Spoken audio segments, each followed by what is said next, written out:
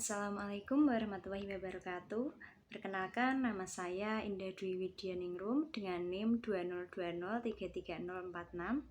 Di sini saya akan menjelaskan sedikit materi tentang konsep dasar sumber belajar dan media pembelajaran. Sebelum membahas sumber belajar dan media pembelajaran, kita harus tahu dulu apa itu pembelajaran.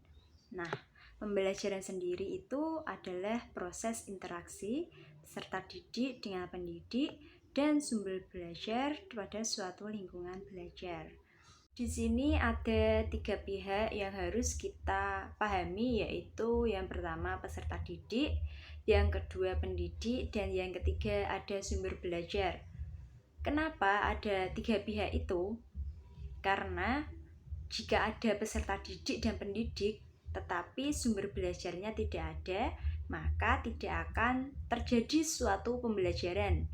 Jadi, pembelajaran harus ada ketiganya di antara ketiga itu di lingkungan belajarnya. Nah, baik, di sini yang akan kita bahas yaitu mengenai apa sih sumber belajar itu dan apa sih media pembelajaran itu. Untuk itu, yang akan kita bahas yang pertama yaitu mengenai sumber belajar. Apa itu sumber belajar? Sumber belajar adalah segala sesuatu yang dapat dijadikan sebagai referensi atau rujukan dalam pembelajaran. Sumber belajar dapat berupa manusia dan non-manusia, dapat direncanakan dan juga dapat dimanfaatkan, serta bahan belajar yang terpisah maupun menyatu. Sumber belajar bisa diartikan sebagai suatu bahan atau sumber untuk kita belajar atau media pembelajaran untuk mencari materi pembelajaran yang diserap itu ilmu dari sumber belajar tersebut, di mana sumber belajar ini untuk mempermudah para peserta didik dalam mencapai tujuan belajar atau mencapai kompetensi tertentu. Nah, sementara itu dalam penggunaan sumber belajar dalam suatu pembelajaran dibutuhkan adanya manajemen sumber belajar. Apa itu manajemen sumber belajar? Manajemen sumber belajar yaitu segala aktivitas perencanaan, pengorganisasian, pelaksanaan, dan pengontrolan sumber belajar untuk mempermudah peserta didik dalam mencapai tujuan atau kompetensi tertentu. Berdasarkan pengertian manajemen sumber belajar, sangat penting dalam pembelajaran, terutama untuk penggunaan dan pemanfaatan sumber belajar, sehingga sumber belajar dapat digunakan dengan optimal dengan adanya rangkaian manajemen sumber belajar tersebut. Lalu yang akan kita bahas yaitu media pembelajaran. Apa sih media pembelajaran itu? Media pembelajaran bisa diartikan sebagai teknologi pembawa pesan yang dapat dimanfaatkan untuk keperluan pembelajaran. Yang kedua, bisa menjadi sarana fisik untuk menyampaikan materi pembelajaran. Yang ketiga, sarana komunikasi dalam bentuk letak maupun pandang dengar beserta perangkat kerasnya. Yang keempat, bisa menjadi alat agar kita bisa melakukan pembelajaran. Alat itu bisa berupa barang padat, juga bisa dalam bentuk barang maya seperti Zoom, Google Meet, lalu pembelajaran yang dikasihkan oleh guru tersebut, dan juga bisa dalam bentuk alat konkret. Jadi media adalah sarana untuk belajar atau bisa disebut dengan penyalurnya ya. Media pembelajaran bisa dilihat dari fungsi dari alat tersebut. Kelima, bisa menjadi segala sesuatu yang dapat digunakan untuk menyalurkan pesan yang dapat merangsang pikiran, perasaan, perhatian, dan kemauan siswa untuk belajar.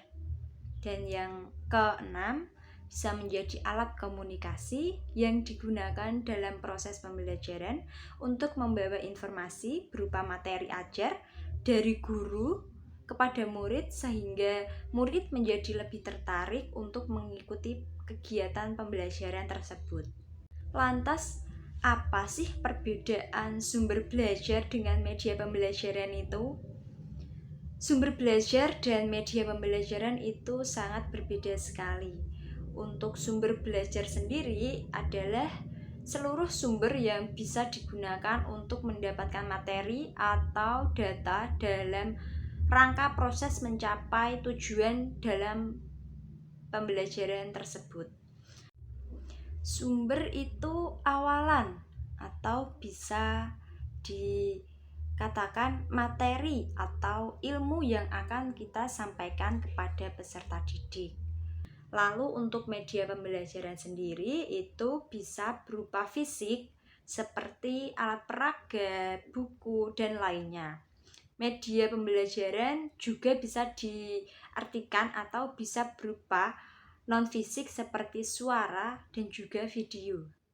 Media pembelajaran itu bisa disampaikan penyampaian pesan, benda atau alat kepada peserta didik tersebut.